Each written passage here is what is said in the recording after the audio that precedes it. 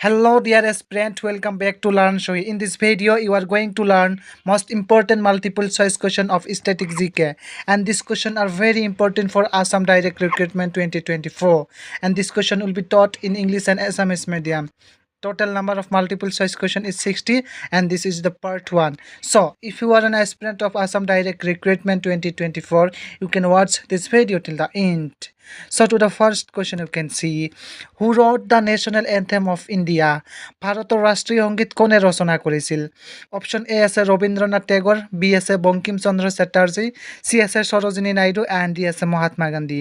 Option কেইটাৰ ভিতৰত ইয়াৰ কাৰেক্ট অপশ্যনটো হ'ব অপশ্যন এ হ'ব ৰবীন্দ্ৰনাথ টেগৰ। ৰবীন্দ্ৰনাথ ঠাকুৰে ভাৰতৰ ৰাষ্ট্ৰীয় সংগীত ৰচনা কৰিছিল, মনত ৰাখিব। Next question you can see which planet is known as the red planet? কোনটো গ্ৰহক ৰঙা গ্ৰহ বুলি জনা যায়? অপশ্যন এ আছে ভেনাছ, বি আছে মাৰ্চ, চি আছে জুপিটাৰ এণ্ড ডি আছে চেটাৰ্ণ। অপশ্যন কেইটাৰ ভিতৰত ইয়াৰ কাৰেক্ট অপশ্যনটো হ'ব অপশ্যন বি হ'ব মাৰ্চ অৰ্থাৎ মংগল গ্ৰহ। মংগল গ্ৰহক সৌৰজগতৰ ৰঙা গ্ৰহ বুলি জনা যায়, ঠিক আছে, মনত ৰাখিব। Next question you can see what is the capital of Australia? অষ্ট্ৰেলিয়াৰ ৰাজধানী কি? অপশ্যন এ আছে ছিডনী, বি আছে মেলবৰ্ণ, চি আছে কেনবেৰা এণ্ড ডি আছে পাৰ্থ। অপশ্যন কেইটাৰ ভিতৰত ইয়াৰ কাৰেক্ট অপশ্যনটো হ'ব অপশ্যন চি হ'ব কেনবেৰা। অষ্ট্ৰেলিয়াৰ ৰাজধানী হৈছে কেনবেৰা, মনত ৰাখিব। Next question you can see who is known as the father of the computer? কম্পিউটাৰৰ প্ৰীতি হিচাপে কাক জনা যায়? অপশ্যন এ আছে এলান টুৰিং, বি আছে চাৰ্লছ বেবেজ, চি আছে John von Neumann and D আছে থমাছ এডিছন। অপশ্যন কেইটাৰ ভিতৰত ইয়াৰ কাৰেক্ট অপশ্যনটো হ'ব অপশ্যন বি হ'ব চাৰ্লছ বেবেজ। কম্পিউটাৰৰ প্ৰীতি হিচাপে চাৰ্লছ বেবেজক জনা যায়, ঠিক আছে। Next question you can see what is the largest ocean on Earth? পৃথিৱীৰ আটাইতকৈ ডাঙৰ মহাসাগৰখন কি? অপশ্যন এ আছে এটলাণ্টিক অ'চিয়ান, বি আছে ইণ্ডিয়ান অ'চিয়ান, চি আছে আৰ্কটিক অ'চিয়ান এণ্ড ডি আছে পেচিফিক অ'চিয়ান।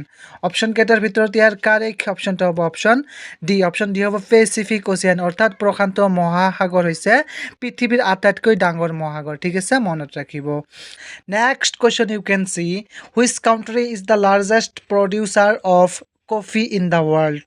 বিশ্বৰ ভিতৰতে কোনখন দেশৰ ভিতৰতে সৰ্বাধিক কফি উৎপাদন হয়? অপশ্যন এ আছে ইণ্ডিয়া, বি আছে ব্ৰাজিল, চি আছে ভিয়েটনাম এণ্ড ডি আছে কলম্বিয়া। অপশ্যন কেইটাৰ ভিতৰত ইয়াৰ কাৰেক্ট অপশ্যনটো হ'ব অপশ্যন বি হ'ব ব্ৰাজিল। ব্ৰাজিলত বিশ্বৰ ভিতৰতে আটাইতকৈ সৰ্বাধিক কফি উৎপাদন হয়, ঠিক আছে, মনত ৰাখিব। Next question you can see in which year did India gain independence from British rule? কোন চনত ভাৰতে ব্ৰিটিছ শাসনৰ পৰা স্বাধীনতা লাভ কৰিছিল?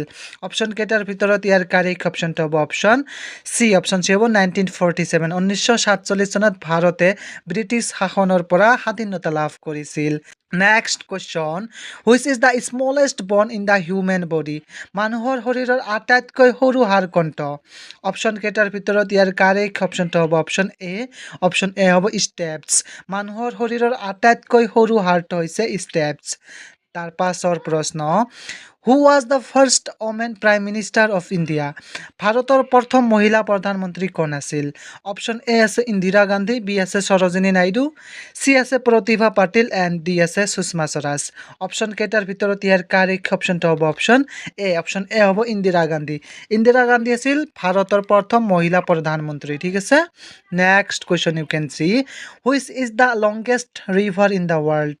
পৃথিৱীৰ আটাইতকৈ দীঘল নদী কোনখন? অপশ্যন এ আছে এমাজন, বি আছে নীল, চি আছে ইয়াংছে এণ্ড ডি আছে মিছিছিপি। অপশ্যন কেইটাৰ ভিতৰত ইয়াৰ কাৰেক্ট অপশ্যনটো হ'ব অপশ্যন বি হ'ব নীল। পৃথিৱীৰ ভিতৰত আটাইতকৈ দীঘল নদীখন হৈছে নীল, ঠিক আছে, মনত ৰাখিব। Next question which planet is the closest to the sun? কোনটো গ্ৰহ সূৰ্যৰ আটাইতকৈ ওচৰত? অপশ্যন এ আছে ভেনাছ, বি আছে মাৰ্চ, চি আছে মাৰ্কিউৰী এণ্ড ডি আছে আৰ্থ। অপশ্যন কেইটাৰ ভিতৰত ইয়াৰ কাৰেক্ট অপশ্যনটো হ'ব অপশ্যন চি হ'ব মাৰ্কিউৰী অৰ্থাৎ বুধ গ্ৰহ হৈছে সূৰ্যৰ আটাইতকৈ ওচৰত থকা গ্ৰহ।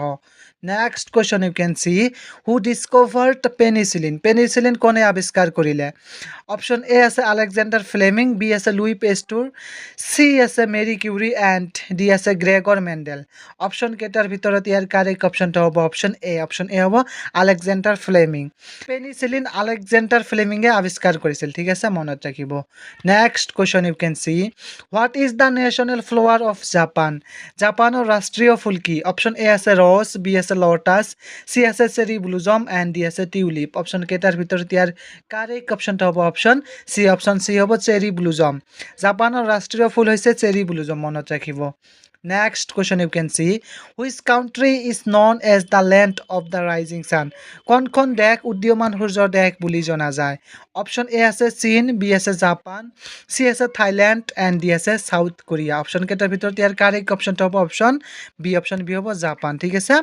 জাপানক উদীয়মান সূৰ্যৰ দেশ বুলি জনা যায় next question you can see who invented the telephone কোনে আবিষ্কাৰ কৰিছিল অপশন এ আছে থমাস এডিসন বি আছে আলেকজান্ডাৰ গ্ৰাহাম বেল সি আছে নিকোলা টেসলা এণ্ড ডি আছে গুগলিয়েলমো মাৰ্কনি অপশন কেইটাৰ ভিতৰত ইয়াৰ কাৰেক্ট অপশনটা হ'ব অপশন বি হ'ব আলেকজান্ডাৰ গ্ৰাহাম বেলে টেলিফোন আবিষ্কাৰ কৰিছিল ঠিক আছে এই 15টা কোয়েশ্চন আপোনালোকে ভালদৰে মনত ৰাখিব কাৰণ এই 15টা কোয়েশ্চনৰ পৰা পৰীক্ষাত অহাৰ এটা চান্স আছে ঠিক আছে so thank you for watching this video keep watching keep learning